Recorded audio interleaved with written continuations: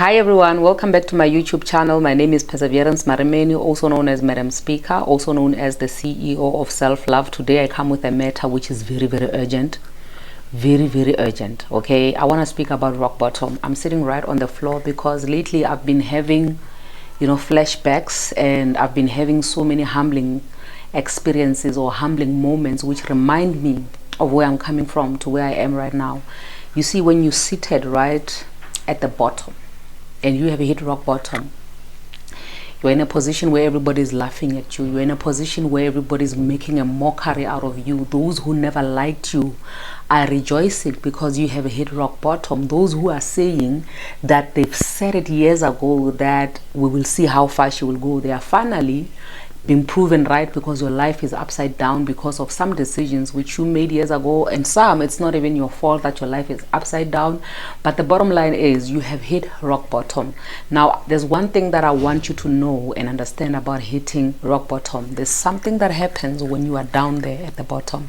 You see, you're already a laughing stock. People are already making fun of you. They're already teasing you. You're already the talk of town.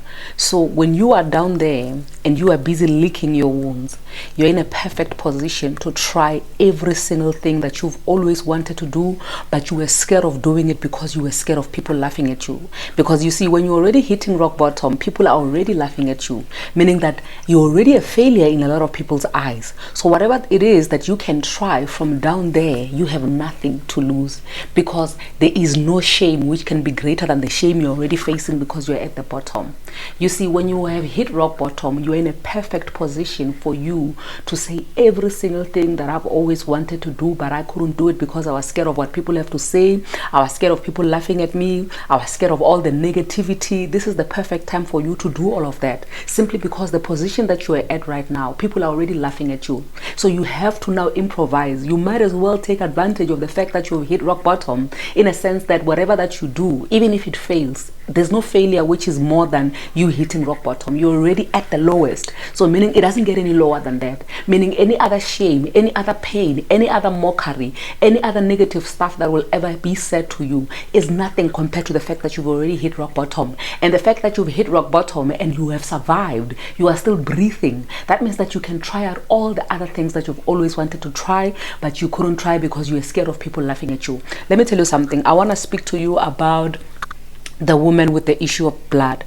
We all know the woman with the issue of blood in the Bible, where she was bleeding for 12 years. Now the thing with the woman with the issue of blood is that not everybody knew or everybody had first-hand experience. I mean, if I am now having a menstrual cycle which is not stopping for 12 years, nobody really knows that. Nobody has proof that I've had a menstrual cycle for 12 years. But because word of mouth spreads faster, people already know. When they bump into me in the streets, they already give me that look. They already just let me pass, because they don't want to touch me because I'm dirty, I'm not clean. So even if people have not seen with their own eyes that actually this is what is happening with you, but anything negative that happens to you, people already know. People are already laughing. So a lot of us excuse me, a lot of us spend so much time trying to hide the negative things which are happening in our lives. A lot of us spend so much time trying to cover up the shame. The fact that you're a woman with the issue of blood, you're going to try and change your garment every 2 hours because you're trying to hide the shame so that people don't see that actually you are the woman with the issue of blood. But it will not stop people from talking. It will not stop the rumor from spreading that that is the woman with the issue of blood. Now I want you to remember something. If the woman with the issue of blood set in one position because she already knows that everybody knows about her issue of blood, she was still going to be having the issue of blood even today if she was still alive. But because she got up and she said, I know that people already know that I'm a woman with the issue of blood. I know that as I'm passing, people are going to be disgusted when they look at me, but I'm not going to stop. But I'm not going to stop from going to touch the garment of Jesus, because all I want is just that touch for me to be healed. So I'm saying to you right now, every shameful situation that has ever happened in your life, every painful thing that you have ever come across, everything that has happened to you, which is the reason why right now you have hit rock bottom, I need you to understand that there is absolutely nothing that you can do to cover that up so that people don't laugh at you. Because when it is your season to be laughed at, people are going to laugh at you. People are laughing at people who are in better positions than you.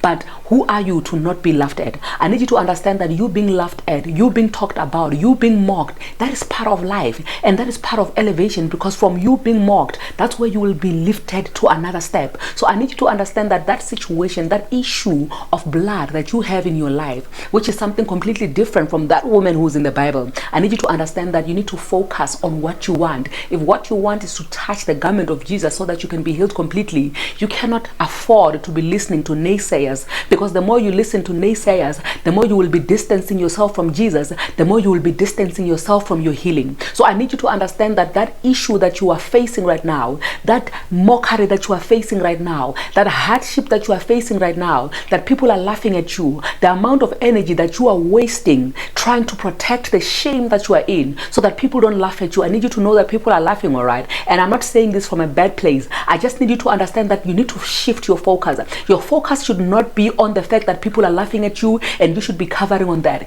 Your focus should be on the fact that even if you are laughing, even if you are being laughed at, even if people are laughing at your nakedness, your focus is you getting out of that situation. Your focus is you breaking new ground. Excuse me, your focus is you finding other things that you can do that will be beneficial for you, even with people laughing, because even if you try to cover that up, people are not going to stop laughing at you. People are not going to stop saying negative things about you. That is the inevitable that you cannot prevent. So you need to focus on things which are possible. You need to focus on things which are doable. In as much as people are laughing at you, in as much as people are mocking you, I need to understand that that place where you are, that rock bottom that you have hit right now, you're in a perfect position to try new things.